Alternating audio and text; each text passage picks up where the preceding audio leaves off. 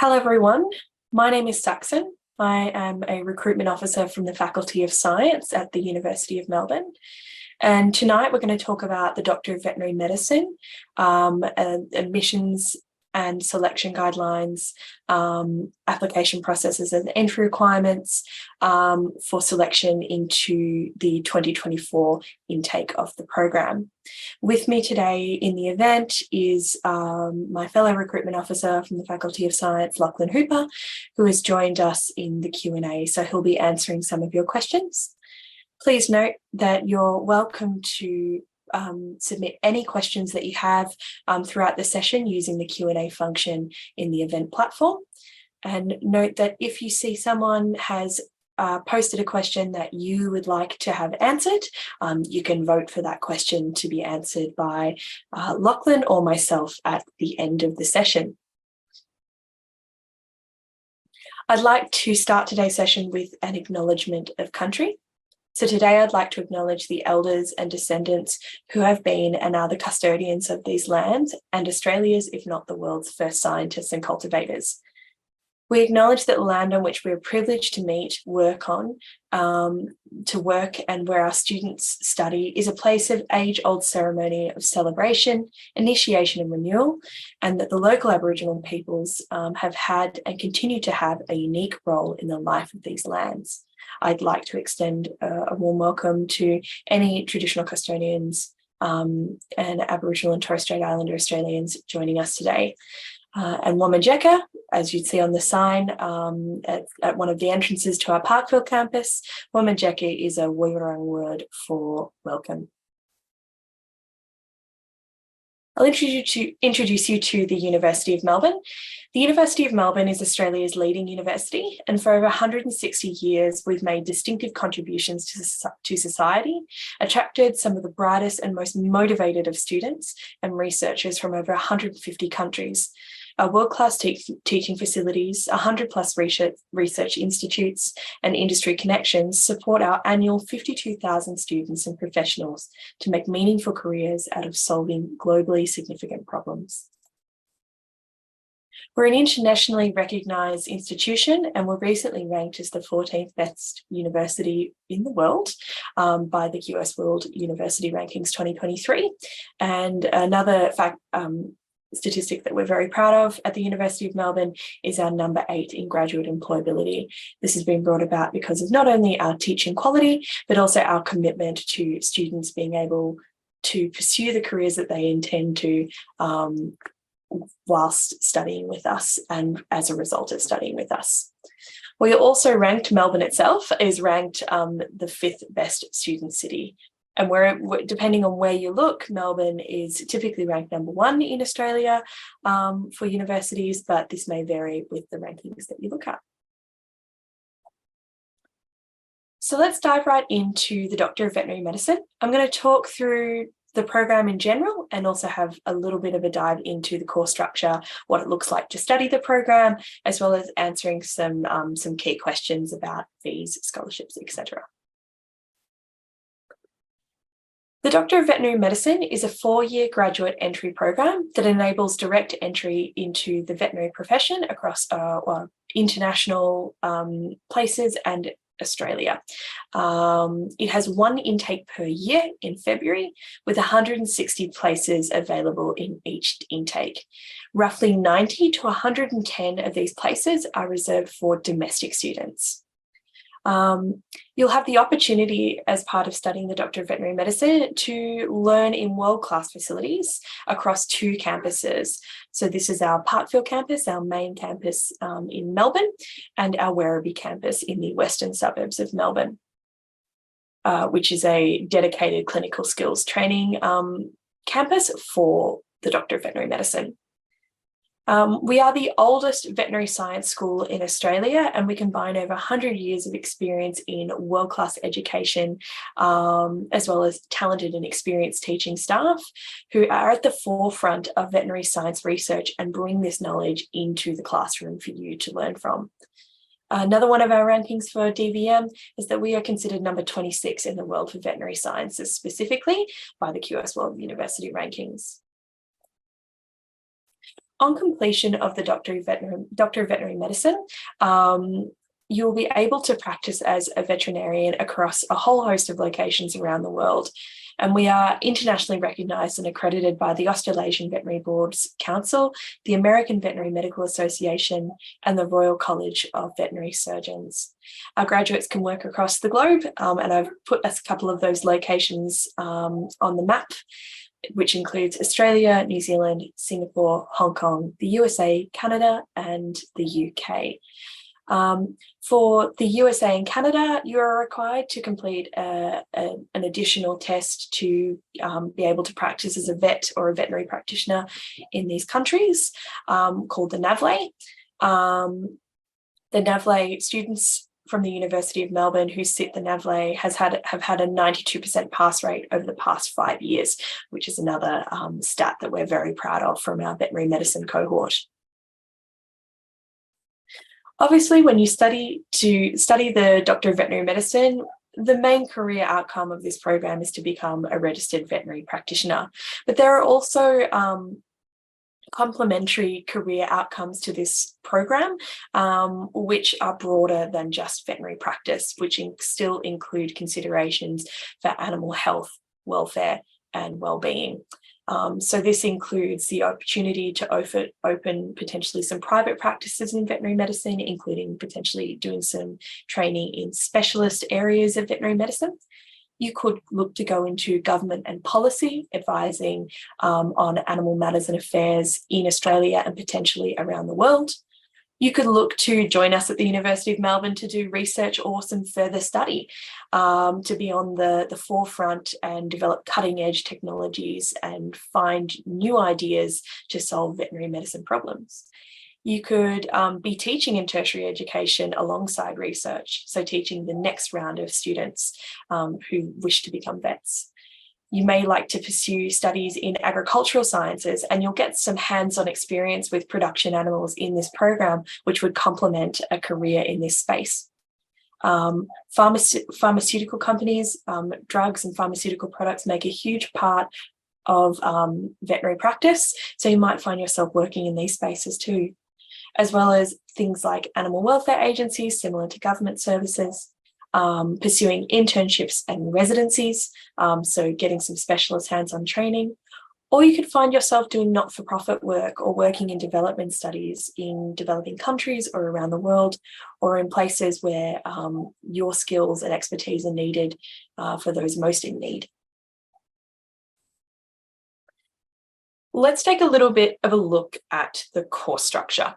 So the program is 4 years long and is split across 2 campuses, and each year kind of focuses on something different, and throughout the time builds a foundation in strong theoretical knowledge alongside lots of experience with professional placements and experience in clinical settings.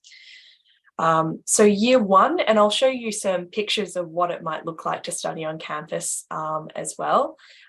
Year 1 introduces students to the scientific and theoretical basis of animal health and disease, with a detailed focus on basic anatomy and physiology. You may have experienced this as part of your undergraduate studies, but this will take a uniquely veterinary sciences focus.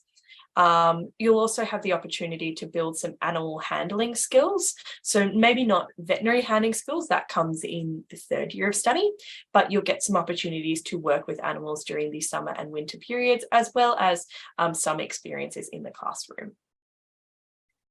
The 2nd year of the DVM, or DVM2, is also spent in Parkville, only now you'll focus your studies more on disease and professional practice. There are some non-clinical placements as well, similar to the 1st year, with some farm experiences during the summer holidays, as well as opportunities that arise to do some non-clinical placements around Australia. Your 3rd year is spent at Werribee. This is a campus in the western suburbs of Melbourne, about an hour's journey via our public transport system, or PTV, or around about a 20 to 30 minute drive.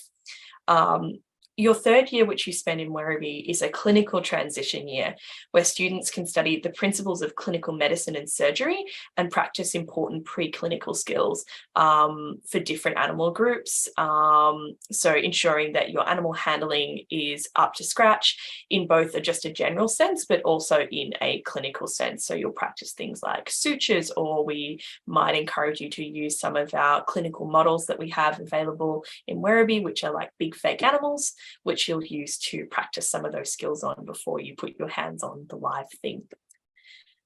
This is all in preparation for your fourth year. This is your clinical and professional placements, rotations, and internships. This year is comprised of no lectures and instead consists of 42 weeks of supervised clinical placements across veterinary practices and settings around Australia, and in some cases internationally. It's kind of up to you. It's split into two buckets or two bits. So 21 weeks of the 42 weeks will be considered core rotations.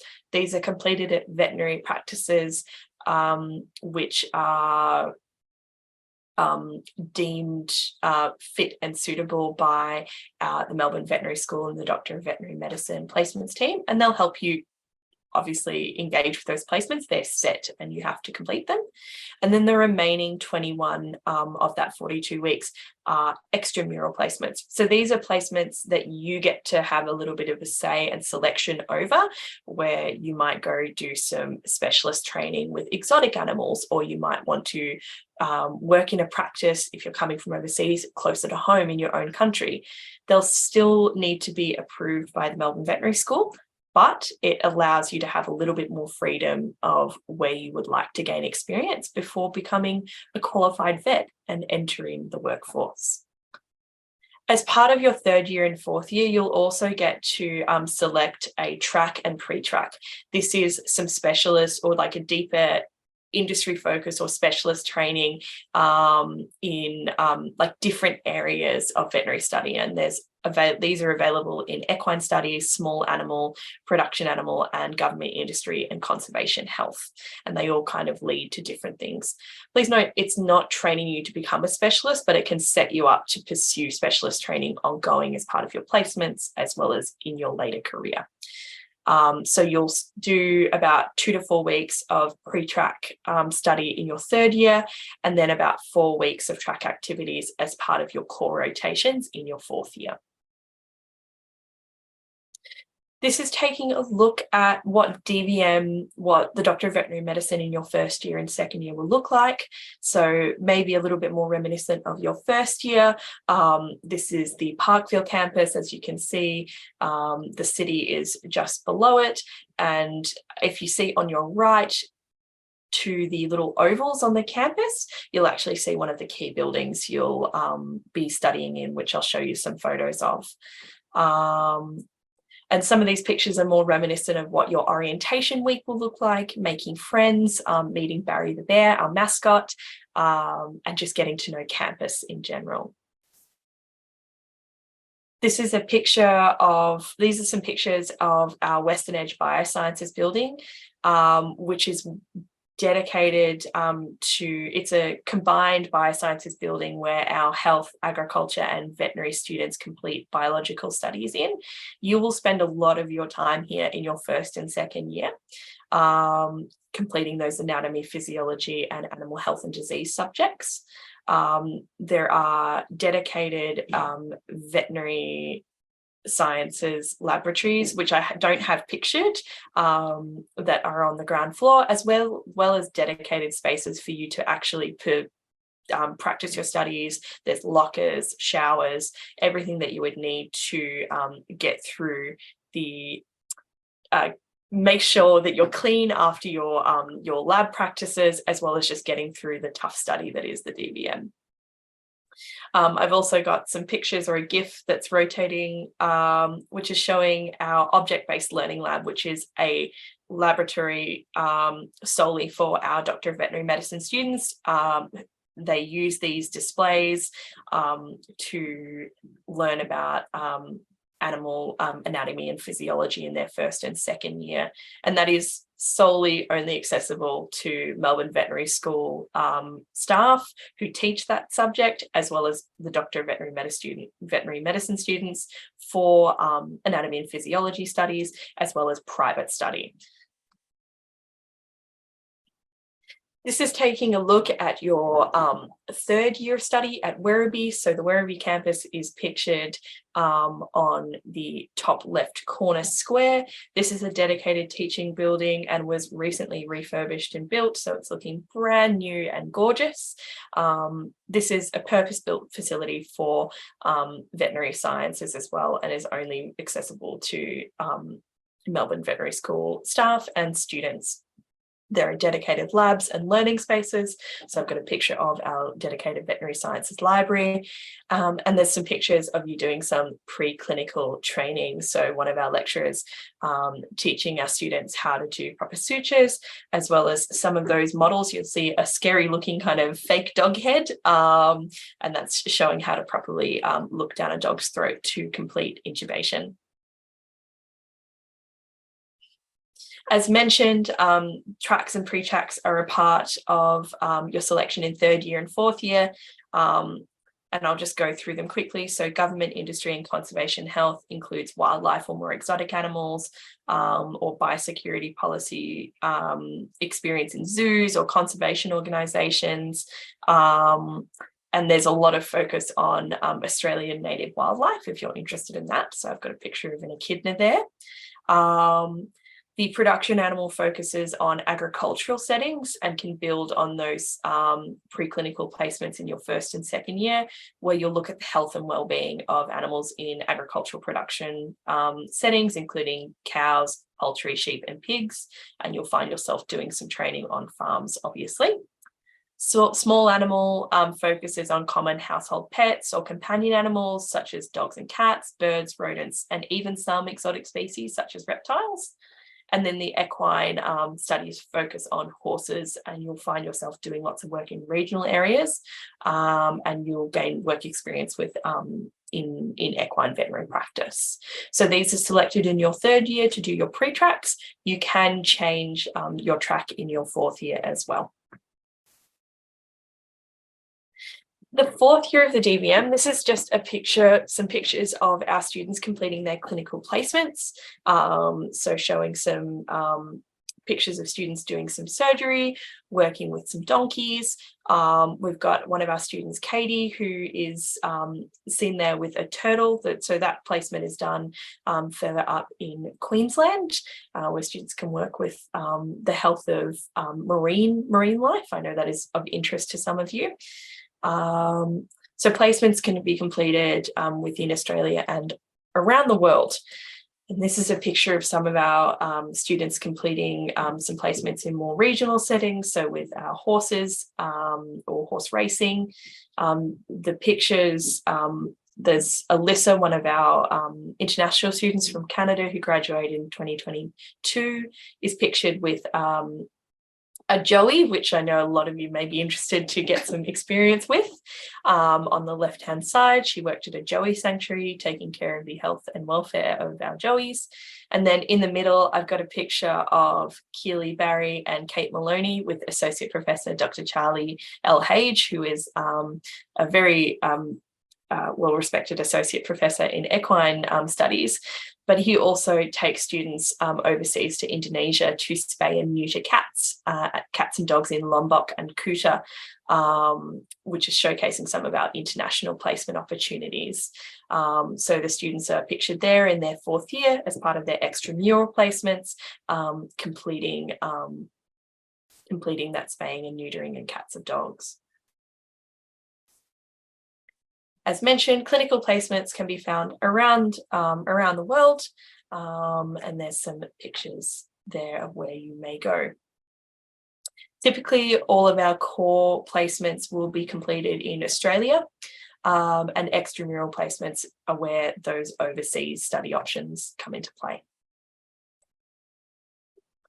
Quickly about fees. For international students, the indicative total course fee for 2024 onwards is approximately 346,740 Australian dollars. This is approximately 225 US dollars. The fees are payable per subject in advance of the start date for each study period. So you'll likely make 2 payments per year, and typically the first and second and third years are the most expensive. And then as you hit clinical placement, you just need to take into consideration those accommodation costs and transport costs, as the costs of studies will decrease as you're not doing subjects. In addition to the course fee or the course fees, there's also a $17,000 tuition deposit, which you'll need to place to formally accept your offer to study at the University of Melbourne. Placing that will allow you to get your confirmation of enrolment, which allows you to then apply for your student visa.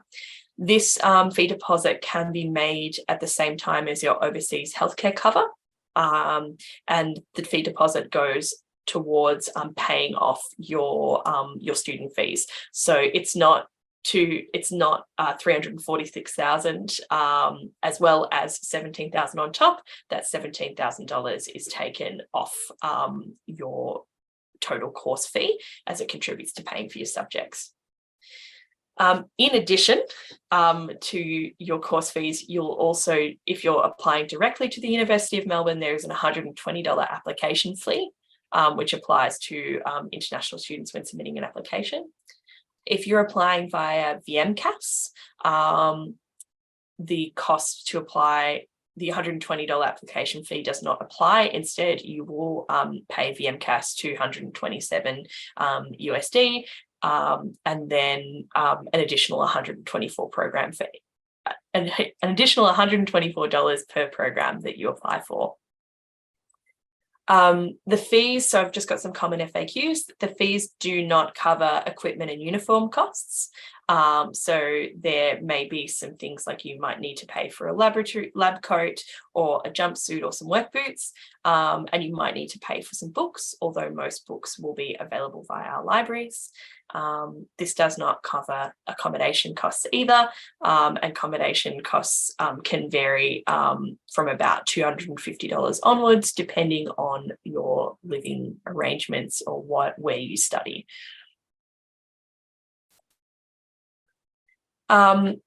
Quick mention about scholarships. There are no dedicated scholarships for the Doctor of Veterinary Medicine at the University of Melbourne, and scholarships are quite limited for the program.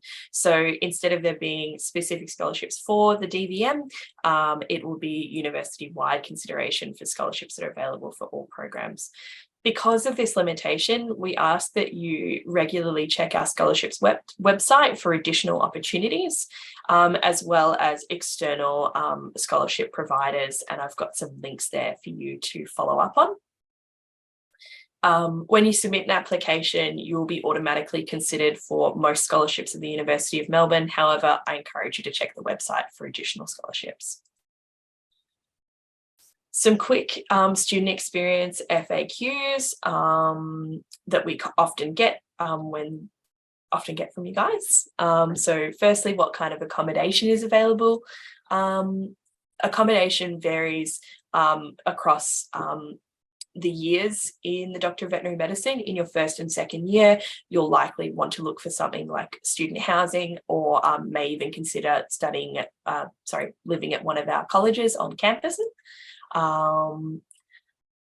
As you move to Werribee, you'll likely look at either staying in that accommodation and using public transport to access the Werribee campus, or you may look to rent with pursue private rental or room rental in the Werribee area. In your fourth year, you're going to be kind of all over the place. So you might have a designated place that you live, but you'll likely need to, due to the shifting around for different placements, you will likely need to seek accommodation via things like Airbnb or hotels, or some veterinary practices even provide some accommodation for you to access as well. It's dependent on where you're doing placements and who you're doing placements with, but more guidance will come to you closer to your fourth year of study.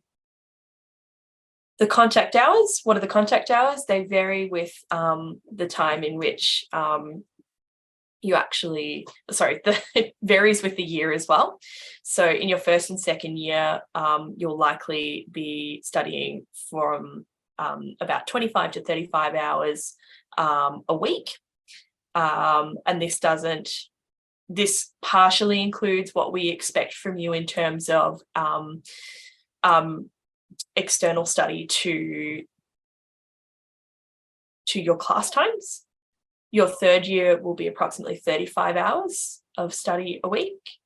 And then your fourth year, you'll be expected to work similar to a 9-to-5 job, Monday to Friday. So full-time work. Do I need to arrive when classes start, or should I plan to get to Australia earlier? I'd advise you to get to Australia earlier than the end of February, which is when classes begin. This is to allow for you to attend orientation, as well as to get things like your Q fever vaccination. So the next question is, do I need any vaccinations for the program? Yes, you'll need a vaccination for Q fever. So Q fever is a flu-like disease causing illnesses that can be from mild to severe. And you can get Q fever from animals such as goats, cattle, and sheep. And so you need a Q fever vaccination in preparation for some of your studies, which you'll complete in week 6 of your first year of study. The cost is approximately $300 depending on where you go, and you can also, we offer vaccination services on campus and as part of orientation for the Doctor of Veterinary Medicine. So it's advised that you get here early so that you can get your Q fever vaccination and get that all in order. Next question, will I get the chance to pursue animal handling experiences before my 4th year of study? Yes, as mentioned, you'll complete some preclinical extramural placements in your first, second, and third year. This can range, but typically includes farm work, but can include other settings depending on what you pursue externally. There's lots of more agricultural-based opportunities that we provide to our students, but external stuff is also available. Are there exchange opportunities? Yes, typically in your 4th year of study though, so as part of those extramural clinical placements. Are there any student clubs? Yes, there is our Veterinary Student Society of Victoria, which has a subsection in Australia, at the University of Melbourne, which you'll be able to join, and it's very active and includes lots of activities such as going out to dinner, or it might be student balls and dress up nights, just to keep that cohort and give that kind of community feeling to the cohort as well, and some fun outside of all the study that you're going to do. Okay, so we've talked about the program. How do we gain access and actually study it? I provided a checklist here. And it's pretty simple, I've heard, in comparison to some international universities who offer veterinary medicine. So in summary, you need a science-based undergraduate degree with competitive grades or results, and I'll explain what that is. You'll need to complete prerequisite subjects in biology and biochemistry. You'll need to complete a situational judgment test. This is known as Casper.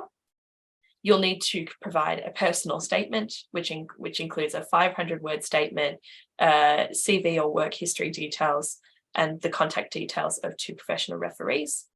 And you'll need to provide evidence of meeting the University of Melbourne's English language requirements. So there's little nuances to this list, and I'll hopefully get through those in a tick. So a science-based undergraduate degree includes at least 70% science subjects in your program. So if you've done a Bachelor of Science at another undergraduate, as part of another undergraduate program, and you've done lots of maybe other non-science subjects, you may want to just check that. But here are some accepted kind of majors, but there are other majors that are also accepted, but typically they relate to biological sciences. So we're looking at things like microbiology or zoology, genetics, marine science, including veterinary biosciences and agriculture. things like mathematics or maybe something like physics or sciences that aren't traditionally biological may not fare well in selection and may not be considered acceptable for entry. Degrees in homeopathy, acupuncture, Chinese medicine, or natural medicines are not considered science degrees for the purposes of selection into the DVM. And degrees in history and philosophy of science are not considered science degrees for the purposes of selection either. Another thing to mention is that nursing, psychology, and neuroscience majors are rarely accepted for entry as well. However, it could go either way. So we encourage you to apply or contact us if that is you and you want to know if you're going to be accepted or need some further guidance. What does competitive entry mean? So you've done your science degree. Obviously, there's a competitive part to this process with only 160 places in the program. So for applicants who have completed their undergraduate degree overseas, I've displayed the competitive GPAs depending on the point scale you use on the screen. So it's a 3.2 GPA or higher for a 4-point scale, a 4.0 GPA for a 5-point scale, or a 5.6 for a 7-point scale. If you're using percentages, we will look at an average of 75% or higher across your university transcript, or first class honours for those who are applying from the UK. Applicants are also welcome to apply with between a 3 or 3.2 out of 4 GPA. And please note that achieving this GPA does not guarantee selection. It's dependent on the quality of students who apply. So this is still competitive within this GPA as well, but typically this is what we would consider competitive and would most likely receive an offer, is looking at these kind of GPAs. If you've completed undergraduate studies in Australia, you've completed your bachelor's degree in Australia, your score is a little bit different. So disregard the GPAs. We're actually only going to look at your second and third year, or your final and penultimate year level subjects. And we'll calculate a DVM weighted average mark or adjusted weighted average mark based on your final and penultimate year level subjects. I've got a calculation up there, but basically it's a sum. We'll look at your final year level subjects, take an average from an average mark or grade or result from your final year subjects, times that by 0.75 or 75%, that's one part. And then we'll do the same with your second year or penultimate year level subjects, times that by 0.25 or 25%, add that together, and that's your DVM WAM. Now, subjects are classified as final or penultimate based on the level of difficulty of the subject content, not the time of year completed. So that means that subjects completed in the third year level of, subjects completed in your third year of study, if they're technically second year level subjects in difficulty, they'll be classified as second year level subjects instead of third year. Fail grades are included in this calculation, and non-science subjects are included in this calculation unless you've completed a double degree. Some programs offer double degrees. I'd encourage you to contact us in this circumstance.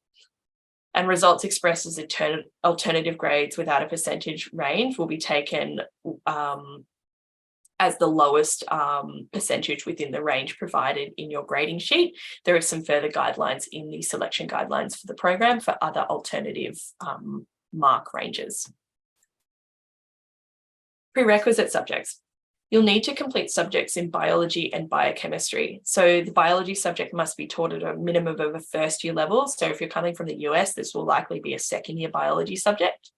And the biochemistry subject must be taught at a minimum of a second year level. So from the US, if you've done a 4-year program, it's likely a third year level subject.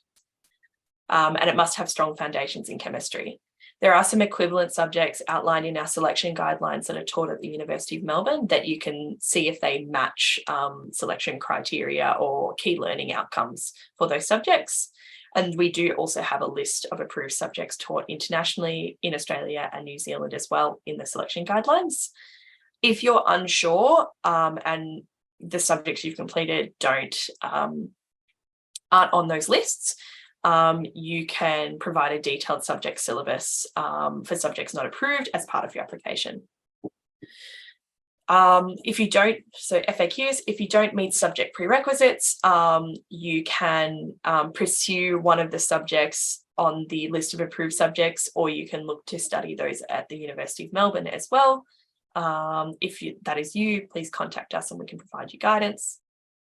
And that's the same for if you're unsure if your subject meets requirements, please provide us the syllabus and then we can try and help you see if it meets requirements. The Casper Situational Judgment Test. Casper is an online situational judgment test, and it will test people skills or behavioural tendencies, such as empathy, professionalism, or resilience and ethics. And it does this by presenting hypothetical scenarios to you in a video and written format. You may need to respond via video or in writing to these hypothetical scenarios.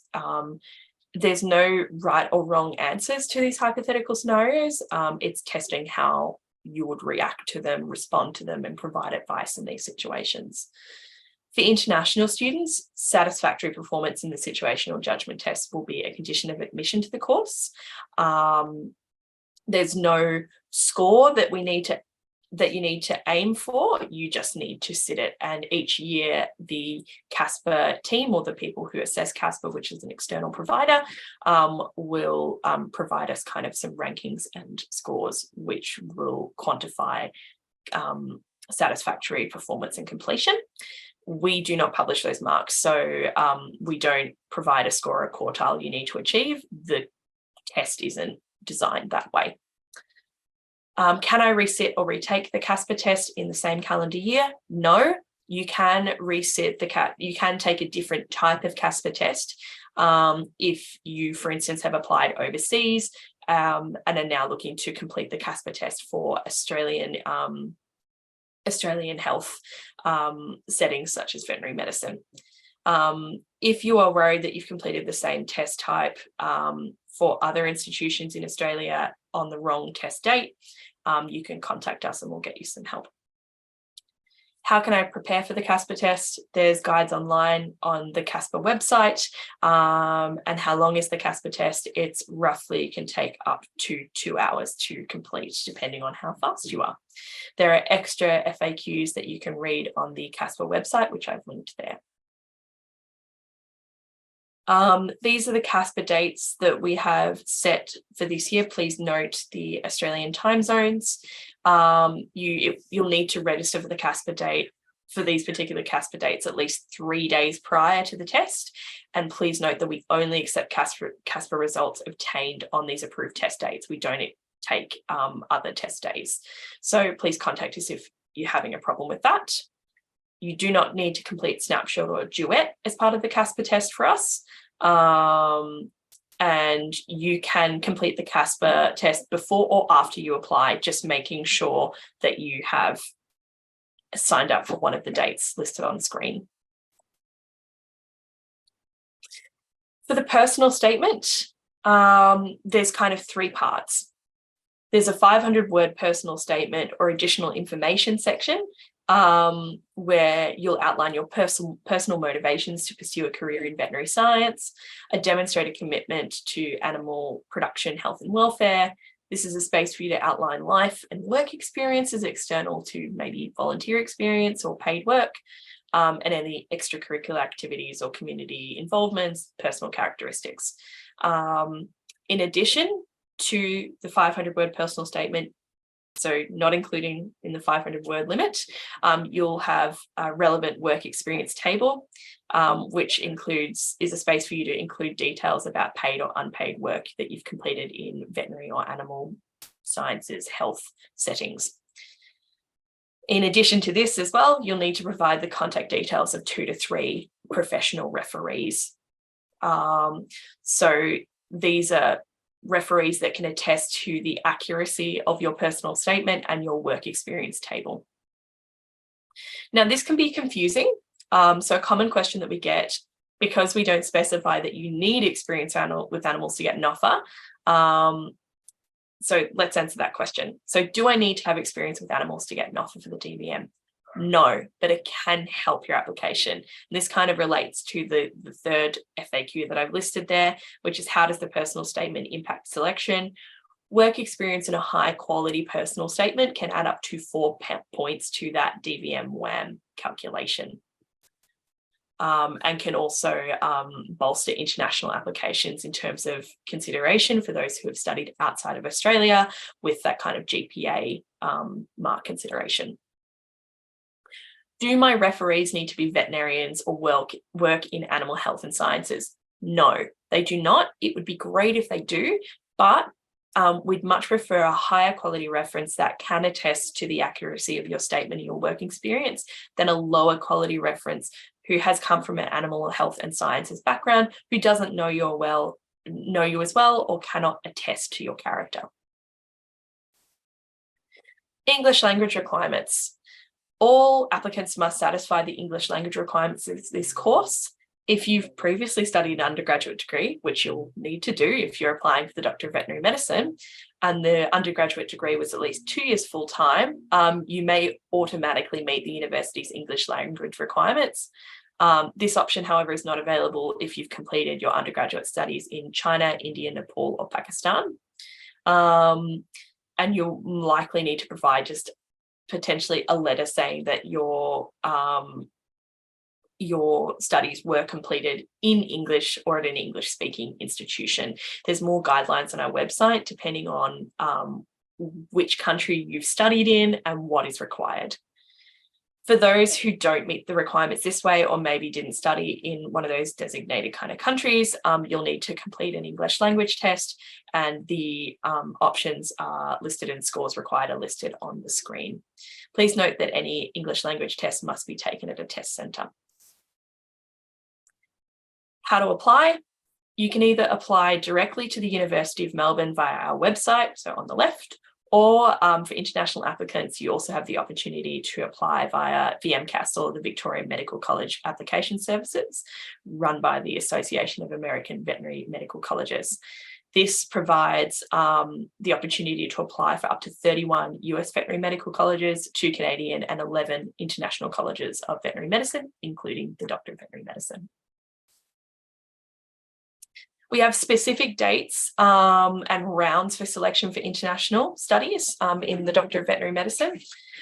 We've already covered round 1 and round 2 for this year, so we've just got round 3, 4 and 5 to go.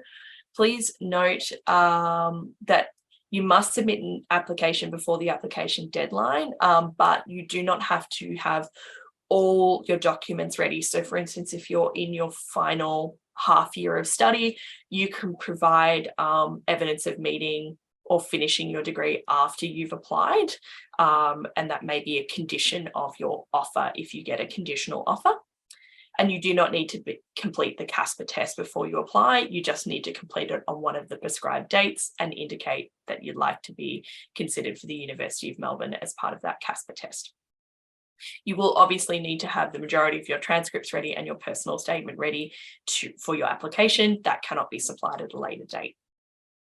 Please note that applicants via VMCAS applications close on Monday the 18th of September, and all VMCAS applicants, despite when you have applied in the year, will be considered in round 4, so Sunday the 15th of October, with offers issued on Tuesday the 31st of October. So no matter if you applied in our other technical round dates, you will be considered in round 4 if you've applied via VMCAS.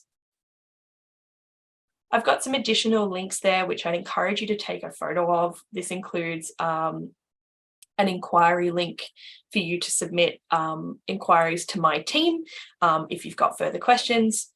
I've also got our one-on-one appointment links where you can talk through things, but I encourage you to submit an inquiry first because we might be able to resolve it in writing. The selection guidelines for the program, an international student guide written by the head of the Victorian Student Society, the Veterinary Student Society of Victoria. Some common DVM FAQs written by the Melbourne Veterinary School, and accommodation options.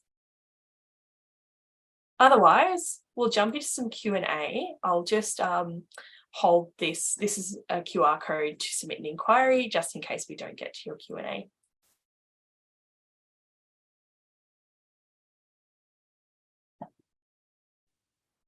Okay.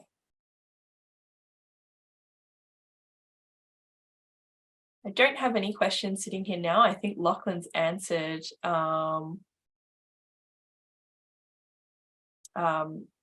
Lachlan's answered most of them. But if you do have any questions, feel free to add additional ones into the question box, the Q&A function.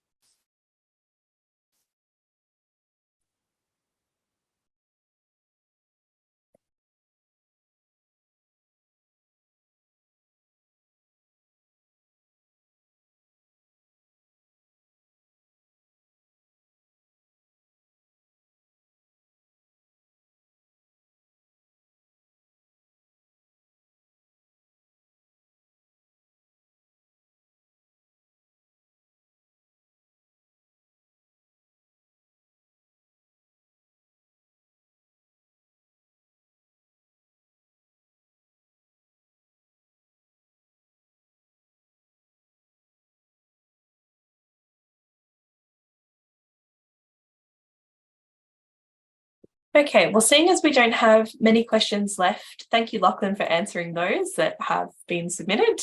I'll wrap up the session.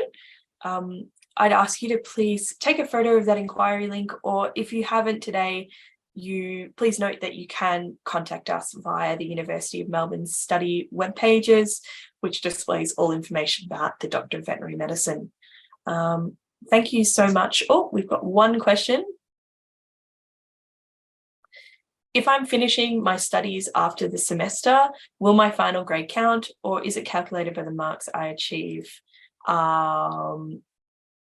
before the application? That's a great question. So it'll likely that if you have really competitive grades in the transcripts that you submit prior to your final results being released in your final semester of study, we will determine how competitive you are based on your results that you provide, and then you'll likely receive a conditional offer saying that you have an offer in the program, but you need to provide your final grades before you can accept. Typically, if you're going to be competitive for this program, this will reflect in your results across your studies at university. If you've done really poorly in your first and second year or your previous semesters of study, you will likely not receive an offer or be considered as competitive. So that's my best answer for that one.